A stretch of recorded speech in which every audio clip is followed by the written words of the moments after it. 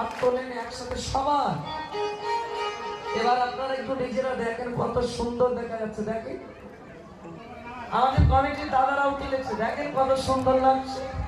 সবাই একতালে বৃন্দাবনের তরলতা সবাই